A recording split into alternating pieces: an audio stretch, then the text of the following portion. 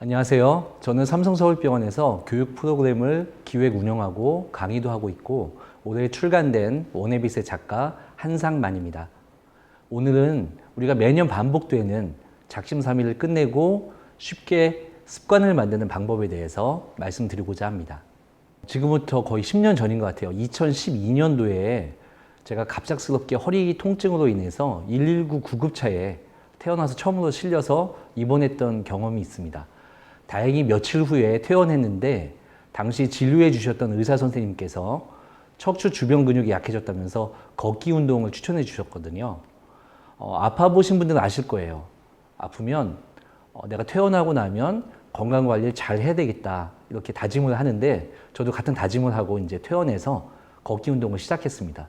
하지만 결과는 작심삼일이었어요. 나는 안 되나 봐. 나는 원래 의지력이 약한가 봐. 실패할 때마다 이렇게 자책을 했었는데요. 그러다가 문득 이런 생각이 들었습니다. 어떻게 하면 습관을 쉽게 만들 수 있을까? 그때부터 습관 관련 논문을 한 300여 편 찾아서 공부하고 공부한 내용을 제게 적용하면서 시행착오 끝에 쉬운 습관 방법 원해빛을 만들게 되었습니다. 습관 연구를 분석하다 보니 실천 가능성을 높일 수 있는 8개의 전략이 도출되었습니다. 어떻게 하면 기억하기 쉽게 할까 하다가 영어의 앞글자를 따서 원해빛이라고 이름을 지었습니다. 간단히 소개드리면 첫째는 이제 원이죠. 하나에 집중한다. 다음으로 노트. 아시죠? 결과를 기록한다. 셋째는 이지. 쉬운 목표를 세운다. 넷째는 허들. 장애 요소를 고려한다. 어태치. 기존 습관에 붙인다. 버디. 친구와 함께한다. 인센티브. 자신에게 보상한다. 마지막으로 투데이. 오늘부터 시작한다입니다. 간단하다고 말씀드렸는데 8개여서 너무 많은 거 아닌가 이렇게 생각하실 수 있는데요. 너무 많다고 느껴지신다면 마음에 드는 거 1개만 또는 2개만 실천하셔도 좋은 효과를 보실 수 있습니다. 우리는 하루에 많은 행동을 합니다. 근데 그 행동들을 구분하면요. 자동적인 행동과 절제된 행동으로 이제 구분이 되는데요. 어떤 행동을 더 많이 할까요? 연구 결과 실제 행동의 대부분은 자동적인 행동, 즉 습관이었습니다. 그래서 우리가 습관을 잘 관리하면 우리 인생을 원하는 방향으로 잘 이끌 수 있습니다. 최근에는 재테크에 관심을 갖는 분들이 많아졌잖아요. 제가 인생에서 가장 적은 투자로 가장 큰 수익을 내는 투자 상품 하나를 소개해 드릴까 합니다. 그건 바로 습관입니다. 에이 뭐야 이렇게 생각하실 수도 있을 텐데 제가 설명을 드릴게요. 먼저 습관은 적은 투자로 만들 수 있습니다. 습관이 정착되는 초기에만 우리가 신경을 쓰고 습관을 만들면 습관이 일단 정착되면 유지비가 거의 들지 않습니다. 그러니까 예를 들어 우리가 양치 습관이라고 해볼게요.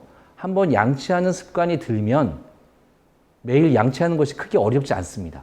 양치 습관이 들면 난 오늘 저녁에 기필코 양치를 할 거야. 이렇게 생각하지 않아도 저절로 어렵지 않게 습관을 할 수가 있거든요. 이것과 같은 원리입니다. 다음으로 습관은 안정적인 수익을 보장해 줍니다. 습관은 일단 정착되기만 하면 자동으로 진행되기 때문에 평생 동안 안정적인 수익을 얻을 수 있습니다. 예를 들어 날마다 운동하는 습관을 들인다면 평생 건강하게 지낼 확률이 훨씬 더 높아집니다. 건강은 어떤 금전적인 수익보다 가치가 높기 때문에 좋은 수익 모델이라고 할 수 있죠. 두 번째 또 자기 개발을 위해서 공부하는 습관 또한 수익률이 높은데요.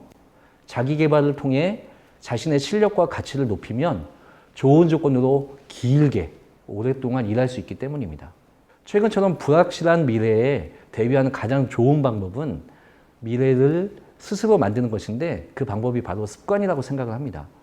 옛말에 3살 버릇 80까지 간다는 말도 습관의 힘을 보여주니까요. 결국에 좋은 습관은 실력이고 높은 수익률을 보장하는 자산이라고 할 수 있습니다. 요즘처럼 힘든 시기에는 습관이 내 자신을 지켜주는 소중한 도구가 되기도 합니다. 남에게 보여주기 위한 습관이 아니라 나만을 위한, 나를 위한 작은 습관으로 자신의 몸과 마음을 온전히 지키는 것도 큰 의미가 있다고 생각합니다. 내 의지력도 키울 수 있습니다.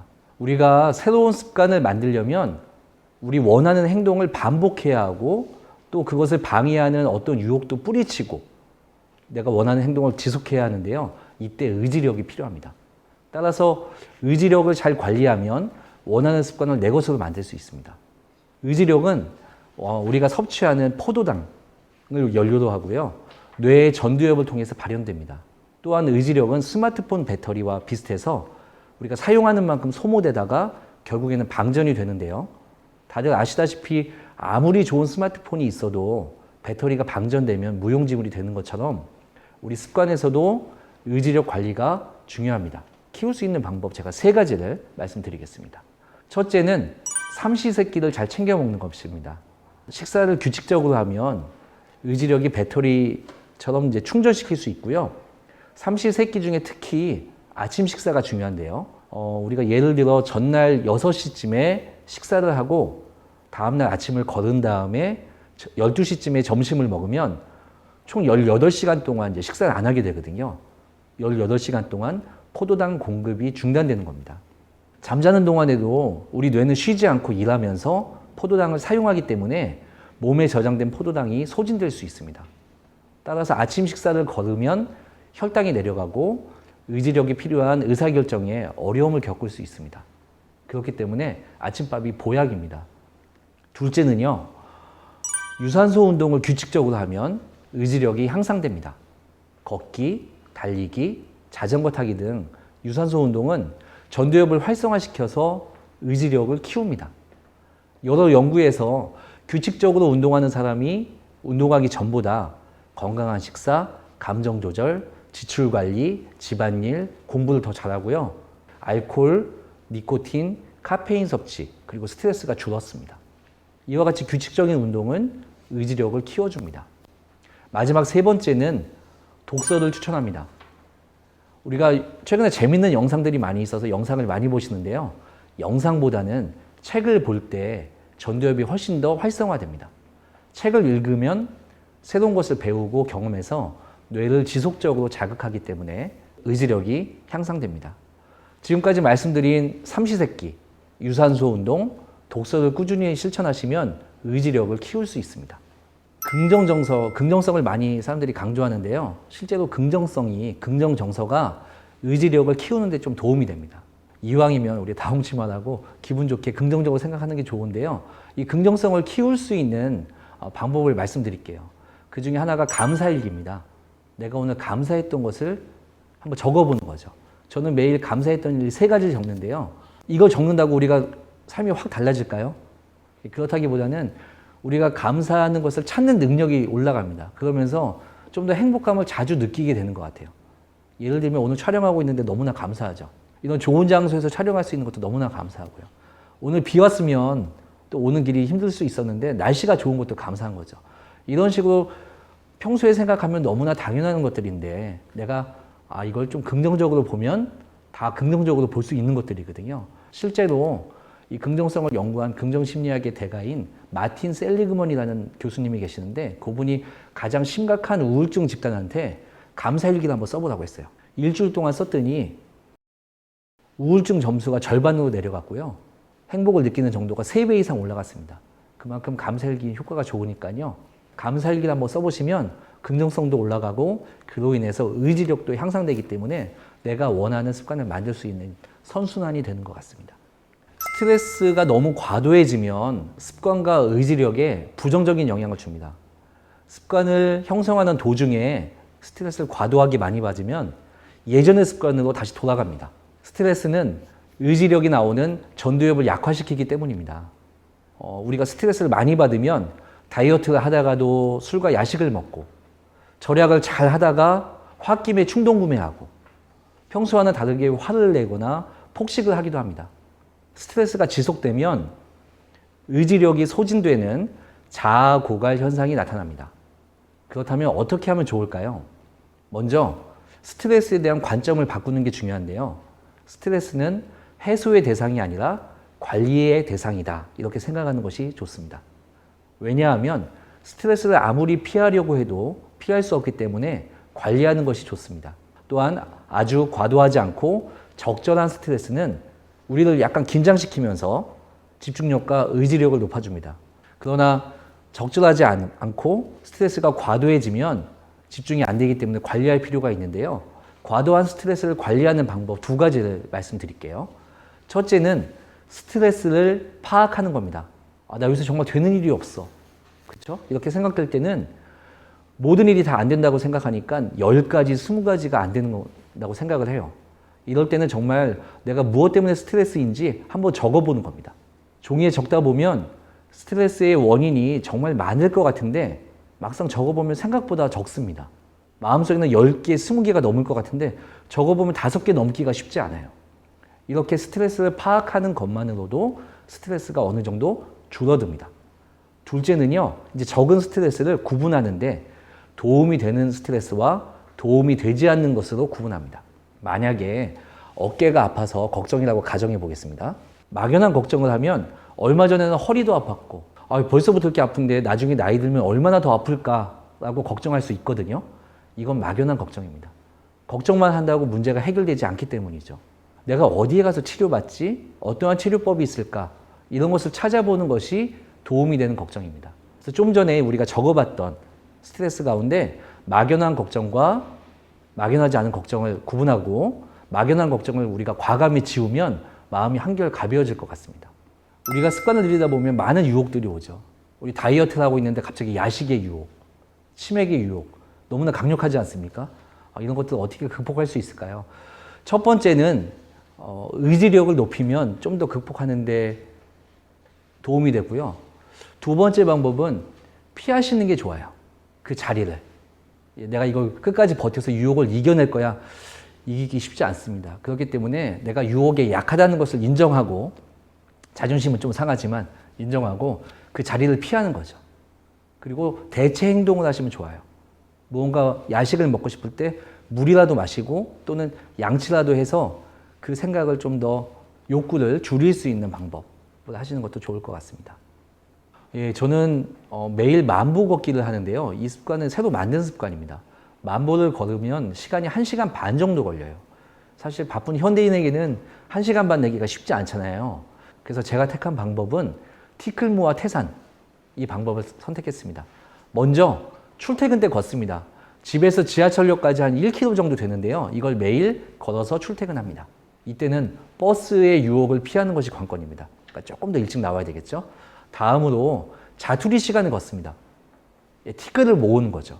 엘리베이터 대신 계단을 이용하고 틈틈이 걷는 겁니다. 점심시간에 짬이 나면 10분 정도 산책하는 것도 좋을 것 같아요. 이렇게 걸으면 시간이 이제 조금씩 확보가 되고요. 마지막이 중요합니다. 마지막에 집에 갈 때는 만보가 됐는지 확인해 보고 만보가 안 됐으면 한 정거장 전에 내려서 걷거나 동네 한 바퀴를 돌고 귀가합니다. 이렇게 7년 정도 걸었는데요. 건강관리에 큰 도움이 되는 것 같습니다. 제가 버린 습관은요. 스마트폰 게임하는 습관을 버렸습니다. 스마트폰 게임 너무 재밌잖아요. 저도 예전에 많이 했었거든요. 어느 날 출퇴근 시간에 즐겨하던 스마트폰 게임을 끊고 싶었습니다. 게임할 때는 재밌었지만 끝나고 나면 좀 허무했고 시간을 허비한다는 생각이 들어서 끊으려고 몇 번 시도해 봤는데 생각보다 어려웠어요. 이 게임을 하기 어렵게 한번 만들어 봤습니다. 어렵게 만드는 방법은 간단합니다. 스마트폰에서 그 어플을 삭제하는 겁니다. 다음에 다시 게임을 하려면 그 어플을 다시 설치하는 거예요. 며칠간 설치와 삭제를 반복하다 보니까 귀찮아졌어요. 또 게임을 설치하다가 취소한 적도 있습니다. 내가 이 게임하려고 이렇게까지 해야 되나? 설치하는 동안에 하지 말자 하고 나서 이제 설치를 포기하는 경우가 생기기 시작했습니다. 이렇게 설치와 삭제를 반복하다 보니까 게임을 하는 횟수가 점점 줄어들었고 결국에는 스마트폰 게임을 자연스럽게 끊게 되었습니다. 이런 식으로 내가 하기 싫은 습관은 하는 그 과정을 귀찮게 만드시면 게임을 끊는 것처럼 하기 싫은 습관을 버리시는데 도움이 되실 것 같습니다. 제가 예전에 나쁜 습관이 하나 또 있었습니다. 그게 뭐냐면 다리꼬기예요. 우리가 계획하고 꼬는 게 아니에요. 다리꼬기의 특징은 나도 모르게 꼬아집니다. 이게 습관이거든요. 나도 모르게 다리가 꼬아지는데 다리를 꼬게 되면 사실 관절에도 무리가 가고요. 허리나 척추에도 안 좋은 영향을 줍니다. 이걸 고치려고 해봤는데 잘 안 돼요. 그러던 와중에 제가 공부하다 보니까 경쟁 반응 훈련이라는 것이 있습니다. 이 훈련을 사용하면 그런 행동을 교정하는 데 도움이 되는데요. 두 가지 방법이 있습니다. 첫 번째는 내가 다리 꼬려고 하는 신호를 파악하는 거예요. 나도 모르게 다리를 꼬는데 아, 내가 다리를 지금 꼬려고 한다. 이 신호를 인지하는 거죠. 그래서 이걸 어떻게 하면 되냐면 일상생활을 하시다가 다리 꼬려는 느낌이 올 때 체크를 하시면 돼요. 하나, 둘 이렇게 세시면 되고요. 핸드폰 어플을 통해서 카운트를 하셔도 좋아요. 이제 그렇게 하시면 됩니다. 이렇게 며칠 동안 하시면 다리 꼬는 습관이 나아지는 게 아니고 아, 다리 꼬려고 하는 그 신호를 더 잘 파악하게 되세요. 그렇죠? 다리 꼬리는 신호가 점점 올라가는 거죠. 이제 그 다음 2단계로 하는 겁니다. 2단계 무엇이냐 하면 경쟁 반응 훈련인데요. 다리 꼬려고 하는 것도 뭔가 내 안에서 에너지가 분출되는 과정이거든요. 이걸 막으려고 하면 안 돼요. 이걸 다른 곳으로 유도하는 겁니다. 예를 들면 제가 다리 꼬려고 하는 그런 신호가 올 때 다리를 꼬지 않고 제 손을 이용해서 무릎을 꾹 누르는 거예요. 그러면 에너지가 분출이 되죠. 또는 자리에서 일어날 수 있으면 한번 일어나 봤습니다. 그랬더니 또 에너지가 분출이 돼요. 이렇게 신호가 왔을 때 다른 행동으로 전환을 시켰더니 다리 꼬는 습관이 점점 줄어들었고요. 제가 이 방법을 주변에 알려줬더니 실제로 뭐 입술 뜯는, 손톱을 물어 뜯는 이런 습관들을 고치는 데 도움이 됐다는 피드백을 많이 받았습니다.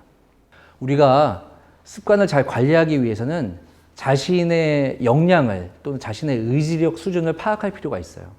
나는 무조건 잘해 라고 너무 과대평가하면 중간에 포기하는 경우들이 많이 있거든요. 실제로 많은 연구들에서 사람들은 자기 자신의 능력보다 자기가 더 잘한다고 생각합니다. 학생들한테 숙제를 내라고 하죠. 레포트를 내라고 했을 때 언제까지 낼 수 있니 물어봤으면 그 기한 이내에 하는 학생들보다 기한을 넘기는 학생들이 훨씬 더 많습니다.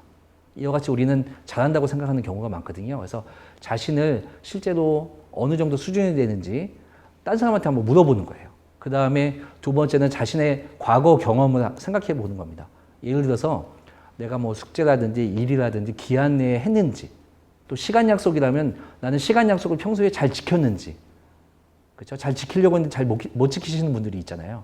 그런 것들을 파악하신다면 아, 내가 자기 관리 역량이 평균보다 내가 생각한 것보다 좀 더 낮다 또는 생각한 것보다 높다. 이것을 파악하신다면 내가 목표를 정하고 계획을 세우실 때 그걸 고려하신다면 훨씬 더 실천할 수 있는 가능성이 높아질 것 같습니다.